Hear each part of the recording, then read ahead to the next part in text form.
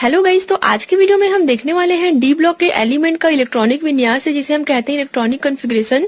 Exam के point of view से very important है, क्योंकि ये जो क्वेश्चन है वो इस प्रकार से पूछे जाते हैं कि डी ब्लॉक के एलिमेंट से आप क्या समझते हो और डी ब्लॉक के एलिमेंट्स का आप इलेक्ट्रॉनिक कॉन्फ़िगरेशन जो है वो निकालिए। तो एग्जाम में अगर इस टाइप से क्वेश्चन आता है तो आपको इस प्रकार से जो है वो इलेक्ट्रॉनिक कॉन्फ़िगरेशन लिखना होगा। और एक चीज और गाइस, ये जो आज का हमारा टॉपिक है उससे रिलेटेड, मतलब इसी से रिलेटेड कई प्रकार के शॉर्ट टाइप क्वेश्चन भी बनते हैं। और जैसा कि आप जानते ही हो कि बीएससी में जो शॉर्ट टाइप क्वेश्चन है वो काफी पूछे जाते हैं। तो इस वीडियो के लास्ट में आपको जो इम्पोर्टेंट शॉर्ट टाइप क्वेश्चन है इस टॉपिक से रिलेटेड वो भी बताऊंगी, तो वीडियो को लास्ट तक जरूर देखिएगा। उसके साथ ही हम इसके कुछ पॉइंट्स भी यहाँ पे मैं आपको शेयर करना चाहती हूँ जो कि वेरी इंपॉर्टेंट है। तो चलिएगा इस वीडियो को हम स्टार्ट करते हैं। यहाँ पे पीरियोडिक टेबल में देख लेते हैं डी ब्लॉक के एलिमेंट। हालांकि इसका मैं डी ब्लॉक के एलिमेंट क्या होते हैं इसके बारे में आप लोगों को ऑलरेडी एक वीडियो जो है वो दे चुकी हूँ। चैनल के प्लेलिस्ट में बीएससी सेकेंड ईयर में जो है वो मिल जाएगा। बट यहाँ पे हम देखते हैं कि डी ब्लॉक के एलिमेंट को ही ट्रांजिशन एलिमेंट जो है वो कहा जाता है। और आज के वीडियो में जो हम इलेक्ट्रॉनिक कॉन्फ़िगरेशन निकालने वाले हैं, मींस आपके यूनिट में केवल फर्स्ट सीरीज का ही आपको इलेक्ट्रॉनिक कॉन्फ़िगरेशन जो है वो निकालना है, मतलब इलेक्ट्रॉनिक विन्यास जो है वो निकालना है। जैसा कि आप सभी को पता है कि जो डी ब्लॉक के एलिमेंट होते हैं उसे हम 4 सीरीज में जो है वो डिवाइड किए हुए हैं। फर्स्ट सीरीज में आपका 21 से लेकर के 30 तक आता है। सेकंड सीरीज में आपका 39 से लेकर के 48 तक आता है। थर्ड सीरीज में आपका 57 से लेकर के 80 तक आता है। और फोर्थ सीरीज में आपका 89 से लेकर के 112 तक जो है वो आता है। मतलब टोटल 4 सीरीज जो है वो होते हैं। But unit 1 inorganic chemistry BSc second year में आपको केवल फर्स्ट सीरीज के बारे में ही पढ़ना है। मतलब अगर आप यूनिट 1 की तैयारी कर रहे हो तो आपको 21 से लेकर के 30 एलिमेंट को ही बस आपको जो है वो याद करना है, क्योंकि इस पूरे यूनिट में हम केवल फर्स्ट सीरीज के बारे में ही जो है वो स्टडी करेंगे। बट इसके लिए गाइज आपको ये जो फर्स्ट सीरीज के जितने एलिमेंट है उनका नाम अच्छे से जो है वो याद करना होगा। अगर आप लोगों को इसका नाम याद नहीं होता, जैसे कि आपको इसे कंटिन्यू याद करना पड़ेगा और इसके जो एटॉमिक नंबर है वो भी आपको याद करने होंगे, क्योंकि जब तक एटॉमिक नंबर आप नहीं याद करोगे आप इसका इलेक्ट्रॉनिक कॉन्फ़िगरेशन जो है वो नहीं निकाल पाओगे। तो जैसा कि हम यहाँ पे देखते हैं 21 में है स्कैंडियम, तो इसे आप लोगों को लाइन से याद करना पड़ेगा। Scandium, titanium, vanadium, chromium, manganese, iron, cobalt, nickel, copper, zinc. तो इसे आपको कंटिन्यू जो है वो याद करना पड़ेगा। और आप इसे याद करने का मैं आपको सबसे इजी ट्रिक ये बता रही हूँ कि जब भी आपको टाइम मिलता है, दिन में चाहे रात में, जब भी आपको टाइम मिलता है आपको कंटिन्यू इसे जो है वो बोलना है। मतलब ये जो आपको 10 एलिमेंट शो हो रहे हैं यहाँ पे स्कैंडियम से लेकर के जिंक तक, इसे आपको कंटिन्यू जो है वो बोलना है। जैसे हम पहले ABCD जैसे बचपन में याद करते थे, वैसे ही सेम आपको इसे जो है वो बार बार बोल के कम से कम एक टाइम में जो है वो 20 टाइम्स बोल के आपको जो है वो याद करना है। 4 से 5 दिन में या फिर 1-2 दिन में ही आपको ये एलिमेंट पूरे जो है वो याद हो जाएंगे। बहुत से स्टूडेंट को ये याद भी होगा। Scandium, titanium, vanadium, chromium, manganese, iron, cobalt, nickel, copper, zinc, इतना याद हो जाने के बाद चलिए हम स्टार्ट करते हैं इसका इलेक्ट्रॉनिक कॉन्फ़िगरेशन।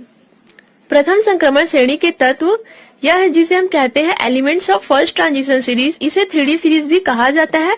3D सीरीज क्यों कहा जाता है आपको इसी वीडियो में जो है वो पता चलेगा।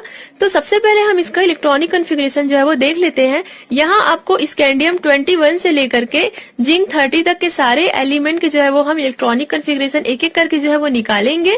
बट इससे पहले ये जो फर्स्ट ट्रांजिशन सीरीज है उसका हम कुछ फॉर्मूला देख लेते हैं। फॉर्मूला कहने का मतलब जो बाह्यतम इलेक्ट्रॉनिक विन्यास है, मतलब सबसे आउटर वाला जो इलेक्ट्रॉनिक कॉन्फ़िगरेशन है उसका ये जो फॉर्मूला है 3d1 to 10, मतलब 3d ऑर्बिटल में 1 से लेकर के 10 इलेक्ट्रॉन जो है वो हो सकते हैं। और ns 0 to 2, मतलब यहाँ पे n की जगह अपन 4 भी लिख सकते हैं। 4s ऑर्बिटल में 0 से लेकर के 2 इलेक्ट्रॉन जो है वो हो सकते हैं। तो ये है इसका इलेक्ट्रॉनिक कॉन्फ़िगरेशन। तो चलिए हम सबसे पहले स्कैंडियम 21 का जो है वो देख लेते हैं। इलेक्ट्रॉनिक विन्यास निकालना आप लोगों को मैंने फर्स्ट ईयर में जरूर बताया हुआ था। इसका अलग से वीडियो भी बना है कि कैसे हम अबव के नियम को फॉलो करके इलेक्ट्रॉनिक कॉन्फ़िगरेशन जो है वो निकालते हैं। 1s के बाद 2s, उसके बाद 2p, फिर 3s, फिर 3p, फिर 3d, फिर 4s, ये जो है वो कंटिन्यू आता है। ये तो आप जान ही चुके होंगे क्योंकि आप लोगों ने s और p ब्लॉक के एलिमेंट ऑलरेडी आप पढ़ चुके हो। तो चलिए हम स्टार्ट करते हैं। स्कैंडियम जिसका एटॉमिक नंबर जो है 21 है, तो इसका हम इलेक्ट्रॉनिक कॉन्फ़िगरेशन जो है वो लिखते हैं 1s2, 2s2, 2p6, 3s2, 3p6। एक चीज मैं आप लोगों को बता दूं, 1s2 से लेकर के 3p6 पूरे 10 एलिमेंट में ये जो है वो सेम रहेगा। अगर कुछ चेंज होगा तो वो केवल 3D और 4s में जो है वो चेंज होगा। बाकी 1s2, 2s2, 2p6, 3s2, 3p6 ये आपको पूरे 10 एलिमेंट में जो है वो सेम लिखना होगा। यहाँ तक आपको पूरे 10 एलिमेंट में जो है वो सेम लिखना होगा।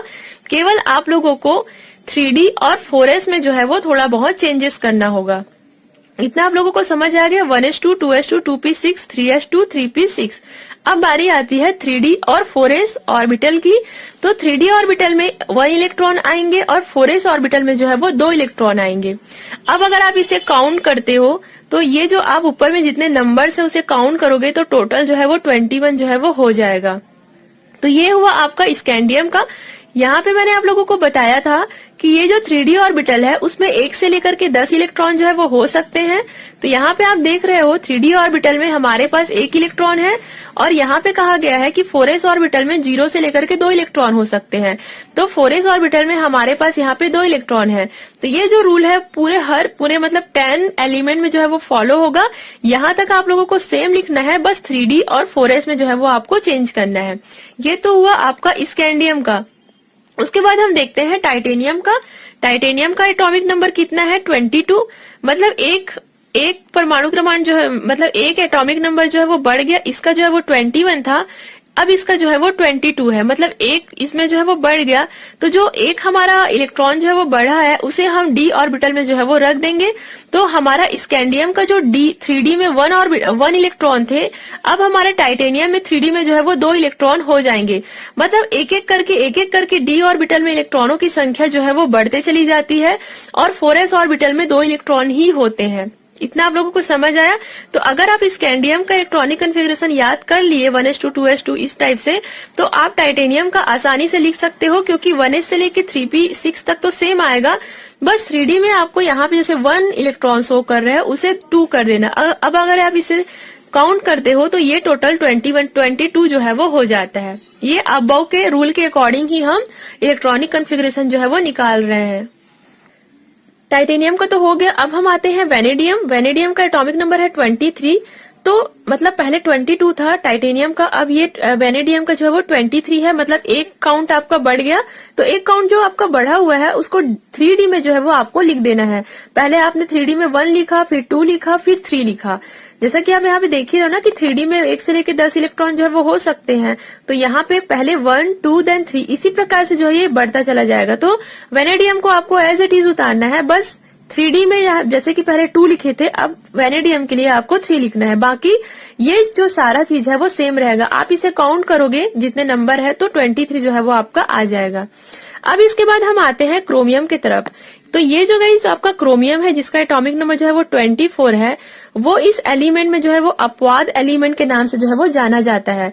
मतलब क्रोमियम ऐसा एलिमेंट है इस फर्स्ट सीरीज में जो कि इस रूल को फॉलो नहीं करते हैं। मींस अबव के रूल को फॉलो जो है वो ये नहीं करते हैं। और यही क्वेश्चन आपके शॉर्ट टाइप क्वेश्चन में काफी टाइम्स पूछे गए हैं कि जो क्रोमियम होते हैं फर्स्ट सीरीज में डी ब्लॉक का एलिमेंट है क्रोमियम, वो अबव के रूल को फॉलो क्यों नहीं करते हैं। तो इसका आंसर मैं आप लोगों को लास्ट में बताऊंगी कि ये जो है वो अबव के नियम को फॉलो क्यों नहीं करते हैं। आप खुद ही देख लीजिए 1s से लेकर के 3p तक तो आपको सेम ही लिखना है, लेकिन 3D में यहाँ पे 5 इलेक्ट्रॉन जो है वो प्रेजेंट है और 4s में केवल 1। कायदे से तो आपको यहाँ पे देख रहे हो 3D 3 है तो यहाँ पे 3D 4 होना चाहिए क्योंकि कंटिन्यू एक एक करके इलेक्ट्रॉन जो है वो 3D में बढ़ते चले जा रहे हैं। लेकिन यहाँ पे ऐसा बिल्कुल भी नहीं होता है। क्रोमियम जो होते हैं वो अबव के रूल को फॉलो नहीं करते हैं और ये जो 4s ऑर्बिटल का आपका एक इलेक्ट्रॉन है वो कूद करके d ऑर्बिटल में जो है वो आ जाता है। होना तो यहाँ पे 4s2 चाहिए, बट यहाँ पे 3d 5 हो गया है। तो इस चीज को आपको जो है वो याद करना है और यहाँ पे ही यही इसी जगह में आपको थोड़ा सा चेंज करना है। 1, 2, 3 तो आप तक सेम लिखते जाओगे, बट यहाँ पे आपको क्रोमियम में जो है वो 5 करना है और 4s में जो है वो 1 करना है। तो ये हुआ आपका क्रोमियम। इसका आंसर मैं आपको लास्ट में बताऊंगी कि ये ऐसा बिहेवियर क्यों दर्शाते हैं। उसके बाद हम देख लेते हैं मैंगनीज। मैंगनीज का एटॉमिक नंबर 25 है। तो इसका जो इलेक्ट्रॉनिक कॉन्फ़िगरेशन होगा 1s से लेकर 3p तक तो सेम रहेगा। उसके बाद इसमें जो है वो 3d 5 और 4s2 ये इस रूल को जो है वो फॉलो कर रहा है कि कायदे से यही होना चाहिए कि d ऑर्बिटल में जो है वो 5 इलेक्ट्रॉन है और 4s ऑर्बिटल में जो है वो 2 इलेक्ट्रॉन है। बस केवल आपको क्रोमियम का जो है वो याद करना है, यहाँ 4 ना आकर के जो है वो 5 आएगा। इतना आपको हुआ गाइस। अब हम देख लेते हैं आयरन, जिसका एटॉमिक नंबर है 26। तो एटॉमिक, ये जो आयरन है वो भी इस रूल को जो है वो अच्छे से फॉलो करते हैं। आप लोग देख रहे हो 5 के बाद यहाँ पे 6, मतलब डी ऑर्बिटल में यहाँ पे 6 इलेक्ट्रॉन आया है, और 4s में तो 2 है ही, और बाकी 1s से लेकर 3p तक तो आपको एज इट इज उतारना है। ये हुआ आपका आयरन। उसके बाद हम आते हैं कोबाल्ट, जिसका एटॉमिक नंबर है 27। तो ये जो कोबाल्ट है वो भी अबाउ के रूल को जो है वो फॉलो करते हैं। 1s से लेकर 3p तक तो आपको सेम लिखना है, और 3d में जो है वो आपका 7 इलेक्ट्रॉन जो है वो आ जाएगा, और 4s में 2 इलेक्ट्रॉन जो है वो रहेंगे। मतलब अब ये कंटिन्यू हमारे बढ़ते जा रहे हैं, 5, 6 देन 7। उसके बाद हम आते हैं निकिल। निकिल का एटॉमिक नंबर होता है 28। निकिल भी इस अबाउ के रूल को फॉलो करते हैं, और इसका इलेक्ट्रॉनिक कॉन्फ़िगरेशन भी हम एज इट इज जो है वो लिख देंगे। बस यहाँ पे देख रहे हो 3d ऑर्बिटल में जैसे कि यहाँ पे 7 है तो हम यहाँ पे 8 लिख देंगे। कंटिन्यू होते जा रहे हैं 5, 6, 7, 8। ठीक है, निकिल तक तो आप लोगों को समझ आ गया। अब उसके बाद हम आते हैं कॉपर की तरफ। तो ये जो कॉपर है वो फिर से क्रोमियम की तरह जो है वो बिहेवियर दर्शाते हैं। ये जो कॉपर है फिर से अबाउ के रूल को जो है वो फॉलो बिल्कुल भी नहीं करते हैं।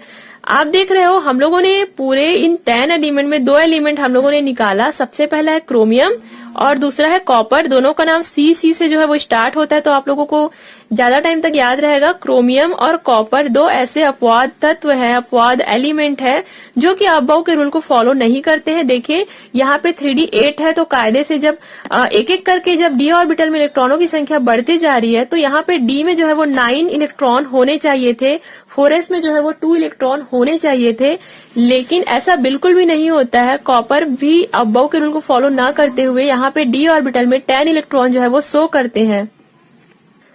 तो मैंने आपको कहा था कि इसे 3D सीरीज भी जो है वो कहा जाता है। जो फर्स्ट ट्रांजिशन सीरीज है आपका उसे 3D सीरीज कहा जाता है।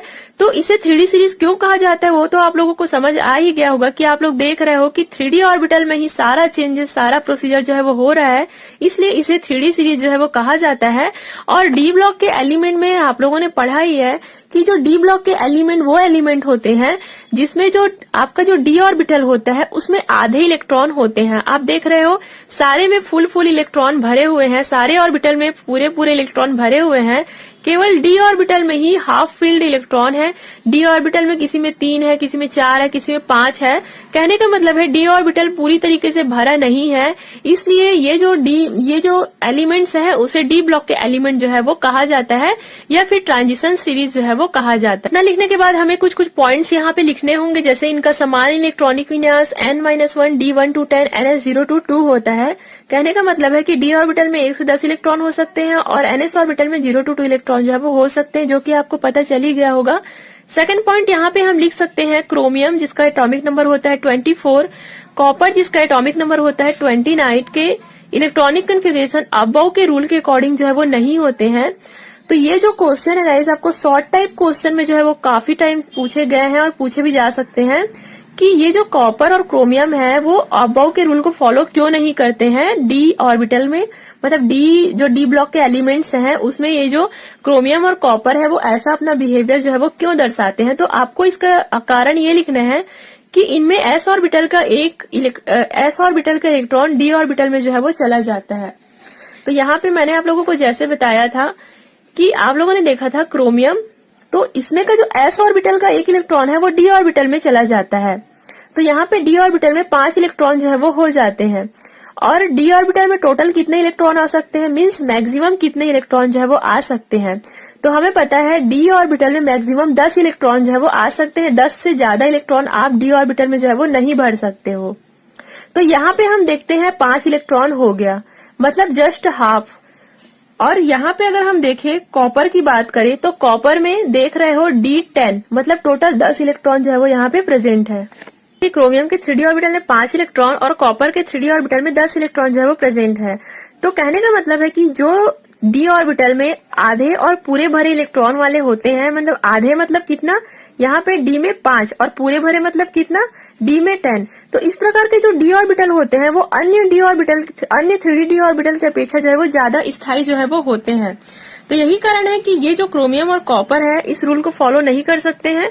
मैं आपको यहाँ पे फिर से जो है वो बताती हूँ, इनमें s ऑर्बिटल का एक इलेक्ट्रॉन डी ऑर्बिटल में चला जाता है, जो कि डी ऑर्बिटल को अर्धपूरित मतलब D5 या पूर्ण पूरी मतलब D10 मतलब हाफ फील्ड और कंप्लीटली फील्ड D10 जो है वो करता है।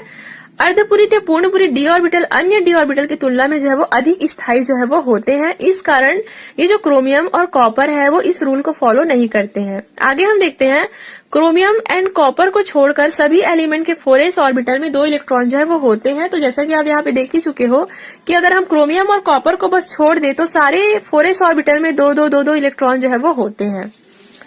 अगला पॉइंट यहाँ पे ये कहा जा रहा है कि डी ब्लॉक के एलिमेंट को n-1 डी ऑर्बिटल में इलेक्ट्रॉन क्रमिक भरते हैं। क्रमिक मतलब क्या होता है? क्रम से मतलब जैसे कि 1 2 3 4 5 6 7, लेकिन यहाँ पे हम लोगों ने क्रोमियम और कॉपर को बस छोड़ा है। बाकी सारे एलिमेंट में क्रम अनुसार डी ऑर्बिटल में इलेक्ट्रॉन जो है वो भरते चले जाते हैं, मतलब 3d ऑर्बिटल में। तो ये हुआ गाइस आप लोगों का ये जो टॉपिक हमारा कंप्लीट होता है। आई होप आप लोगों को समझ आया होगा।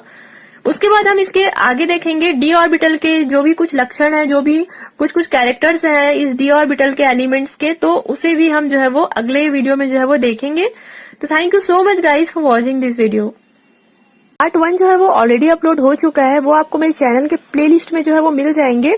तो पार्ट 2 में आज हम 4 चीजों को जो है वो कवर करने वाले हैं।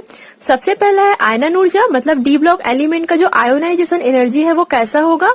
सेकंड है ऑक्सीकरण अवस्था, जिसे हम कहते हैं ऑक्सीडेशन स्टेट। थर्ड है कलर और फोर्थ है संकुल निर्माण, जिसे हम कहते हैं कॉम्प्लेक्स ऑफ फॉर्मेशन। तो ये है हमारा आज का 4 टॉपिक। तो चलिए गाइस आज का ये वीडियो हम स्टार्ट कर। सबसे पहले हम यहाँ पे प्रॉपर्टीज देख लेते हैं आयनन ऊर्जा का, मतलब आयोनाइजेशन एनर्जी।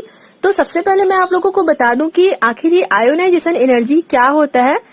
वैसे तो आप इसे फर्स्ट ईयर में जरूर पढ़े हो, बट अगर फिर भी आप भूल चुके हो तो यहाँ पे आप फिर से देख सकते हो। जैसे कि कोई भी एटम है, एटम के बीच में जो है वो न्यूक्लियस प्रेजेंट रहता है और न्यूक्लियस में जो है वो पॉजिटिव चार्ज जो है वो होता है और इस न्यूक्लियस के चारों ओर जो है वो इलेक्ट्रॉन घूमते रहते हैं। और हमें पता है इलेक्ट्रॉन में जो है वो निगेटिव चार्ज होता है, मतलब न्यूक्लियस में पॉजिटिव चार्ज और इलेक्ट्रॉन में जो है वो निगेटिव चार्ज।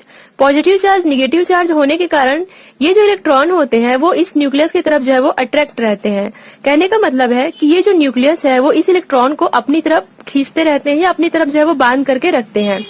ऐसे में क्या होता है, अगर हम इस इलेक्ट्रॉन को निकालना चाहे, अगर इस एटम से अगर हम इस इलेक्ट्रॉन को बाहर निकालना चाहे तो हमें एनर्जी की आवश्यकता होगी, मतलब हमें ऊर्जा की आवश्यकता होगी। क्योंकि जब ये न्यूक्लियस इस इलेक्ट्रॉन को बांध करके रखा हुआ है, अट्रैक्ट करके रखा हुआ है, अपनी तरफ जो है वो आकर्षित करके रखे हुए हैं, तो इसे निकालने के लिए हमें कुछ ऊर्जा की आवश्यकता होगी, क्योंकि ये इतनी आसानी से जो है वो नहीं निकलेगा। तो ये जो ऊर्जा होती है या ये जो एनर्जी होता है उसे ही हम आयनन ऊर्जा या आयोनाइजेशन एनर्जी जो है वो कहते हैं। तो ये हुआ आयोनाइजेशन एनर्जी। आप लोगों को समझ आ गया। इलेक्ट्रॉन को बाहर निकालने के लिए जो एनर्जी हम यूज करते हैं उसे आयोनाइजेशन एनर्जी जो है वो कहा जाता है। अब देखते हैं इसमें क्या कहा जा रहा है। डी ब्लॉक के एलिमेंट में परमाणु का आकार, मतलब जो डी ब्लॉक के एलिमेंट में जो एटम का साइज होता है वो छोटा होने पर आयनन ऊर्जा का मान जो है वो बढ़ता है। अब देखो यहाँ पे ध्यान देने वाली बात यह है कि कोई भी एटम का साइज अगर छोटा है, ठीक है, एटम का साइज अगर छोटा है तो उसका आयोनाइजेशन एनर्जी जो है वो ज्यादा होगा। और अगर एटम का साइज बड़ा है, मतलब परमाणु का आकार बड़ा है, तो उसका जो आयोनाइजेशन एनर्जी होगा वो कम होगा डी ब्लॉक के एलिमेंट के लिए। अब देखो इसमें कैसे होगा, क्या होगा अगर किसी एटम का साइज जो है वो छोटा सा रहेगा। अगर कोई एटम है उसका साइज छोटा है तो ये जो इलेक्ट्रॉन है वो इस न्यूक्लियस के ज्यादा पास आ गए। अब अगर ये इलेक्ट्रॉन न्यूक्लियस के ज्यादा पास आ गए तो ये न्यूक्लियस इस इलेक्ट्रॉन को अच्छे से अपनी तरफ जो है वो आकर्षित करके रखेंगे, मतलब अपनी ओर जो है वो ज्यादा तरीके से जो है वो अट्रैक्ट करके रखेंगे। ऐसे में क्या होगा, इस इलेक्ट्रॉन को निकाल पाना काफी मुश्किल होगा और उसके लिए अधिक ऊर्जा की जो है वो आवश्यकता होगी अगर ये एटम छोटा है तो ऐसे में क्या होगा, अगर किसी एटम का साइज छोटा है तो अधिक ऊर्जा की आवश्यकता होगी इलेक्ट्रॉन को निकालने के लिए। तो जो हमारा आयोनाइजेशन एनर्जी है वो बढ़ जाएगा। मतलब इसे यहाँ पे यही कहा जा रहा है कि डी ब्लॉक के एलिमेंट में अगर कोई एटम का साइज छोटा है तो उसका आयोनाइजेशन जो एनर्जी है वो इंक्रीज हो जाता है। उसी के जस्ट अपोजिट अगर एटम का साइज बड़ा है, अगर किसी एलिमेंट के परमाणु का साइज अगर बड़ा है तो इसमें क्या होगा, ये जो बड़ा होने के कारण इलेक्ट्रॉन है वो थोड़ा सा इस न्यूक्लियस से दूर दूर रहेंगे। तो दूर होने के कारण इनकी जो आकर्षण क्षमता है वो यहाँ तक थोड़ा कम पहुंचेगा। ऐसे में क्या होगा, इस इलेक्ट्रॉन को हम आसानी से जो है वो बाहर निकाल सकते हैं। मतलब हमें कम एनर्जी की आवश्यकता होगी, कम ऊर्जा की आवश्यकता होगी इस इलेक्ट्रॉन को बाहर निकालने के लिए। तो ऐसे में क्या होगा, उतना हमें एनर्जी नहीं लगेगा तो आयनन ऊर्जा का मान जो है वो कम हो जाएगा। तो अगर एग्जाम में इस टाइप से क्वेश्चन आता है कि क्या कारण है कि डी ब्लॉक के एलिमेंट में परमाणु का आकार, अगर एटम का साइज छोटा है तो आयनन ऊर्जा जो है वो बढ़ जाता है, तो आप ये रीजन जो है वो लिख सकते हो। तो यहाँ पे कारण में मैंने वही लिखा हुआ है, क्योंकि एटम का साइज छोटा होने के कारण इलेक्ट्रॉन को बाहर निकालने के लिए अधिक एनर्जी की आवश्यकता होती है, इसलिए आयनन ऊर्जा का मान जो है वो बढ़ जाता है। उसके बाद हम देखते हैं डी ब्लॉक के एलिमेंट के कुछ नाम और इसका आयोनाइजेशन एनर्जी। जैसे कि लैंथेनम का आयोनाइजेशन एनर्जी होता है 5.61, तो ये सबसे कम है। अगर हम देखें फर्स्ट श्रेणी के, अगर हम फर्स्ट सीरीज में देखें डी ब्लॉक के एलिमेंट के लिए, तो सबसे कम आयोनाइजेशन एनर्जी जो है वो लैंथेनम का होगा। और मरकरी की अगर हम बात करें तो मरकरी का सबसे ज्यादा होता है। मरकरी का यहाँ पे आप देख रहे हो 10.34, जो कि सबसे अधिक है। तो कहने का मतलब है 5 से लेकर के 10 के बीच में ही आयोनाइजेशन एनर्जी जो है वो रहता है फर्स्ट सीरीज के लिए, डी ब्लॉक के एलिमेंट के लिए। तो इतना आप लोगों को समझ आया। अगर ये मल्टीपल चॉइस क्वेश्चन में आ गया कि सबसे कम आयनन ऊर्जा वाला तत्व या एलिमेंट कौन सा है, तो आप लैंथेनम लिख सकते हो। और सबसे ज्यादा आयोनाइजेशन एनर्जी वाला एलिमेंट कौन सा है, तो आप मरकरी जो है वो लिख सकते हो फर्स्ट सीरीज के लिए। ठीक है, तो ये हुआ गाइस आपका आज का आयोनाइजेशन का टॉपिक। उसके बाद हम देखते हैं ऑक्सीकरण अवस्था। अब हम सेकंड प्रॉपर्टीज देख लेते हैं, ऑक्सीकरण अवस्थाएं, जिसे हम कहते हैं ऑक्सीडेशन स्टेट। डी ब्लॉक के एलिमेंट के फर्स्ट सीरीज का हम ऑक्सीडेशन स्टेट जो है वो देखेंगे। फर्स्ट सीरीज में आपका क्या क्या आता है? Scandium, titanium, vanadium, chromium, manganese, iron, cobalt, nickel, copper, zinc. तो यहाँ पे मैंने इसका ऑक्सीकरण अवस्था, ऑक्सीडेशन स्टेट सारे एलिमेंट का जो है वो लिखा हुआ है। ये मैंने इसलिए लिखा हुआ है गाइस क्योंकि आप लोगों ने मेरा पिछला वीडियो देखा होगा जिसे मैंने आप लोगों को इलेक्ट्रॉनिक कॉन्फ़िगरेशन जो है वो बताया था इन सारे एलिमेंट का। तो एग्जाम में क्या होता है, जैसे आपका इलेक्ट्रॉनिक कॉन्फ़िगरेशन लिखो करके आता है, कभी कभी आपको ऑक्सीकरण स्टेट भी जो है वो पूछ देते हैं। डी ब्लॉक के एलिमेंट का जो फर्स्ट सीरीज है, प्रथम श्रेणी के जितने तत्व है, यहाँ पे 10 एलिमेंट है, उनका आप ऑक्सीकरण अवस्था जो है वो लिखिए। तो आपको ये जो ऑक्सीकरण स्टेट है वो आपको याद करना पड़ेगा। बहुत ही इजी ट्रिक मैं आप लोगों को यहाँ पे बताऊंगी इसे याद करने का, और ये बहुत ही आसान भी है। चलिए हम देख लेते हैं क्या कहा जा रहा है। डी ब्लॉक के एलिमेंट में कई ऑक्सीकरण अवस्था जो है वो पाई जाती है। अब यहाँ पे आप देख ही रहे हो, एक प्रकार की ऑक्सीकरण अवस्था यहाँ पे नहीं रहती है, अनेक प्रकार की ऑक्सीकरण अवस्था आपको यहाँ पे मिल जाएगी, जिसे हम कहते हैं परिवर्ती ऑक्सीकरण। तो ये जो है वो शॉर्ट टाइप क्वेश्चन आपका यहाँ पे बनता है कि जो संक्रमण तत्व है, संक्रमण तत्व मतलब ट्रांजिशन एलिमेंट, मतलब डी ब्लॉक के एलिमेंट, सारे चीजों को हम मतलब सारा चीज जो है वो एक ही है, आप कंफ्यूज मत होना। डी ब्लॉक का एलिमेंट को ही संक्रमण तत्व कहा जाता है, ट्रांजिशन एलिमेंट ही डी ब्लॉक के एलिमेंट है। तो इसमें क्या कहा जा रहा है क्वेश्चन में, संक्रमण तत्व जो है वो परिवर्ती ऑक्सीकरण जो है वो क्यों प्रदर्शित करते हैं, कारण बताइए। परिवर्ती ऑक्सीकरण मतलब क्या होता है कि ये अलग अलग टाइप के ऑक्सीकरण अवस्था जो है वो क्यों दर्शाते हैं। तो इसका कारण क्या है, इसका कारण यह है कि क्योंकि 3D, 4D और 5D ऑर्बिटल का जो एनर्जी लेवल है, उसका जो ऊर्जा स्तर है, 3D, 4D और 5D का जो ऑर्बिटल का जो एनर्जी लेवल है, क्रमशः 4s, 5s और 6s ऑर्बिटल के एनर्जी लेवल के लगभग जो है वो समान होते हैं। तो देखिए इसमें आप कंफ्यूज मत होइए, क्योंकि यहाँ पे हम केवल फर्स्ट सीरीज के बारे में पढ़ रहे हैं। तो अगर आप 3D ही लिखोगे तो भी चलेगा, लेकिन यहाँ पे डी ब्लॉक के तत्व आ गया है तो 3D, 4D, 5D आपको तीनों लिखना पड़ेगा। अगर केवल फर्स्ट सीरीज रहता तो आप केवल 3D ही लिखते, क्योंकि फर्स्ट सीरीज में केवल 3D ऑर्बिटल ही काम आएगा, 4D, 5D का तो उतना यूज रहता ही नहीं है। तो यहाँ पे हम डी ब्लॉक के एलिमेंट की बात कर रहे हैं, इसलिए तीनों प्रकार के ऑर्बिटल को यहाँ पे अपन लिख दिए हैं। तो 3D, 4D और 5D मतलब जो डी ऑर्बिटल है वो एस ऑर्बिटल के जो एनर्जी लेवल है लगभग जो है वो समान होते हैं, उतना ज्यादा इसमें डिफरेंस नहीं पाया जाता है। यही कारण है कि ये विभिन्न प्रकार के ऑक्सीकरण अवस्था जो है वो प्रदर्शित करते हैं। तो अगर आप इसका नोट्स बना रहे हो गाइस, तो आप क्वेश्चन को मत लिखना, बस ये डायरेक्ट आप इसे पॉइंट बना करके जो है वो लिख सकते हो। मैंने क्वेश्चन इस कारण लिखा हुआ है ताकि एग्जाम में अगर क्वेश्चन पूछ दे तो आपको जो है वो याद आ जाए। इतना हुआ। उसके बाद हम देखते हैं स्कैंडियम, टाइटेनियम सारी चीजों का इलेक्ट्रॉनिक कॉन्फ़िगरेशन, ऑक्सीकरण अवस्था। तो यहाँ पे लिखा हुआ है, देखिए सबसे पहले हम पूरे एलिमेंट का जो है वो नाम लिख देंगे, 10 एलिमेंट का जो है वो नाम लिख देंगे। उसके बाद हम इसका ऑक्सीडेशन स्टेट जो है वो लिखेंगे। तो +1 से शुरू होता है और +7 तक जाकर के जो है वो खत्म होता है। तो सबसे पहले +1 जो है वो किस किस एलिमेंट में जो है वो पाए जाते हैं, तो +1 जो है वो केवल क्रोमियम और कॉपर में जो है वो पाए जाते हैं। यहाँ पे देख रहे हो क्रोमियम और कॉपर, और आपको जरूर याद होगा कि ये जो क्रोमियम और कॉपर थे वो एक अपवाद एलिमेंट में जो है वो आते थे। मतलब डी ब्लॉक के तत्व जो होते थे उसमें अपवाद एलिमेंट इसे क्रोमियम और कॉपर को जो है वो कहा जाता था। इसलिए जो है वो इसका ऑक्सीकरण अवस्था सबसे कम होता है, +1 से जो है वो ये स्टार्ट होते हैं। उसके बाद जो +2 है वो सारे एलिमेंट में आएंगे। जब आप लिखोगे तो सारे एलिमेंट में जो है वो आप +2 जो है वो लिख सकते हो। उसके बाद जो +3 ऑक्सीकरण अवस्था है वो भी समथिंग सारे में आएंगे, बस कॉपर और जिंक को जो है वो छोड़ करके। +4 है वो टाइटेनियम से स्टार्ट होकर के जो है वो निकेल तक जाएगा। उसके बाद वेनेडियम से लेकर के कोबाल्ट तक +5 जाएगा। फिर क्रोमियम से लेकर के आयरन तक +6 होगा। उसके बाद जो मैंगनीज है वो सबसे ज्यादा ऑक्सीकरण अवस्था जो है वो यहाँ पे प्रदर्शित करते हैं, वो है +7। आप देख रहे हो, इसे अगर आप प्रैक्टिस करोगे, लिख लिख करके देखोगे तो आपको आसानी से जो है वो ये समझ में आ जाएगा। बस छोटा सा आपको ट्रिक यहाँ पे आजमाना है, +2, +3, देन +4, +5, +6, देन लास्ट में +7। तो इसे आप आसानी से जो है वो याद भी कर सकते हो और इसे अपने नोट्स में आराम से जो है वो लिख सकते हो। और इसे आप याद जरूर करना कि ऑक्सीकरण अवस्था जो है वो क्या क्या होता है डी ब्लॉक एलिमेंट के लिए। थर्ड पॉइंट है हमारा कलर। डी ब्लॉक के एलिमेंट का कलर जो है वो कैसा होता है, तो यहाँ पे मैंने कॉलम बनाया हुआ है। यहाँ पे हम कुछ आयन के नाम देखते हैं, जैसे कि scandium ion, titanium ion, vanadium ion, chromium ion. इनका हम कलर देखते हैं। जैसे कि स्कैंडियम आयन जो है वो कलरलेस होता है, टाइटेनियम आयन का जो कलर है वो पर्पल कलर का होता है। और यहाँ पे हम बीच में लिखे हुए हैं 3D ऑर्बिटल में इलेक्ट्रॉनों की संख्या, मतलब ये जो आयन है उनके 3D ऑर्बिटल में इलेक्ट्रॉनों की संख्या जो है वो कितनी है। तो ये चीज है गाइस, इससे रिलेटेड काफी सारे शॉर्ट टाइप क्वेश्चन जो है वो बनते हैं।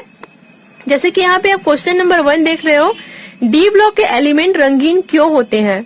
क्या कारण है कि डी ब्लॉक के एलिमेंट जो है वो कलरफुल होते हैं? यहाँ पे आप देख रहे हो ये सारे आयन का कलर जो है वो लिखा हुआ है और हम यहाँ पे देखते हैं कि बहुत कम ही ऐसे होंगे जो कलरलेस होंगे, बाकी तो पूरे कलरफुल है।